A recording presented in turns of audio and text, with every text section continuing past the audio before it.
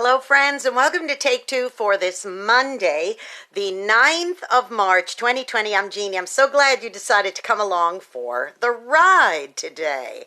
Well, today I would like to entitle this Take Two, Excuses, Excuses. You know, this past Saturday night coming into Sunday morning in the United States, here in the United States, we changed our clocks by springing forward an hour so we get an extra hour of daylight later in the day. Now, that's all but maybe one or two states, I think, don't change their clocks, but we did here in Alabama, and of course, that caused us to get 1 hour less of sleep. As I said, we went ahead, we got our clocks out, and we changed the time on it and said, okay, that's it. We get an extra hour of sunlight on Sunday afternoon coming into Sunday evening, which is great.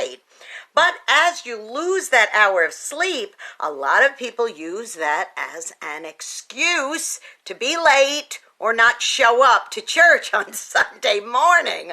You know, I always wondered how come in the fall nobody is ever an hour early because they forgot to change their clocks, but that's another story for another time.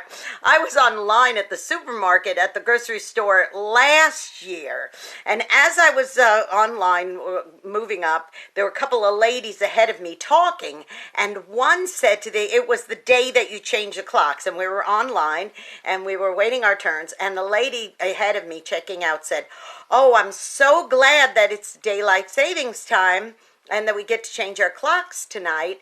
And I'm thinking, oh yeah, I like it too, getting that extra hour of sunlight tomorrow. And then she said, because that's the one day out of the year that I can skip church and use as an excuse that I forgot to change my clock.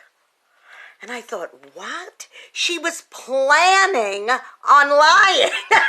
She was planning on telling a tale, fibbing and saying, oh, I forgot to change my clock. Oh, silly me. And I'm thinking, you are planning to have an excuse? Oh, naughty, naughty, naughty. Very, very naughty. Wow. Do you do that, boys and girls? Are there times in your life, I had to examine and say, are there times in my life where I plan telling a fib? Are there times in my life where I plan having an excuse? You know, like the dog ate my homework. I'm telling you, there are people out there who intentionally plan. They start laying the groundwork for that. I worked at a place one time where the supervisor absolutely hated Mondays. He did not like to come into work on Mondays. He was always late on a Monday morning. And we could tell that he was planning on being late on a Monday morning, like really late or off altogether, because during allergy season on Friday afternoon, and I didn't notice this until one of my coworkers pointed it out, and he said, now watch him. He's going to start sniffling. He's going to start laying the groundwork for not being in on Monday. He loved allergy season because then he could really lie and try to get away with it.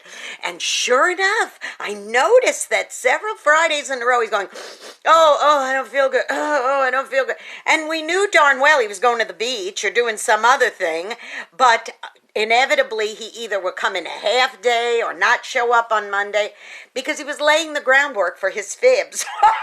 And that's what it is a lot of times with changing the clock for daylight savings time.